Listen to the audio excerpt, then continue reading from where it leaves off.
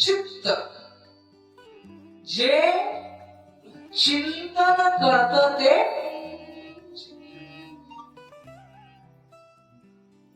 आणि चिंतन कोणाचं आहे? देवाचं. पण आपलं चित्त चिंतन करत का चिंता करत? चिता चिंता समाख्याता बिंदू मात्र. एका बिंदूचा डिफरंट आहे. चिता चिंता एक जिवंत जळते, एक मेल्यावर जळते. आपल्याला कोणतीने जळावं हे ठरवायचा रोल कोणाचा आहे? चित्ताचा आहे. कोणाचा आहे? चित्त जर प्रॉपर असेल, शुद्ध असेल तर चिंता करणार नाही, चिंतन करेल. बरोबर. आणि चित्ताने चिंता सोडली, चिंतन केलं तर जीवनाचा नाश होणार नाही. नका करू नाश. त्यासाठी चित्त कसं पाहिजे? शुद्ध पाहिजे. आणि चित्त शुद्ध केल्यासाठी काय केलं पाहिजे?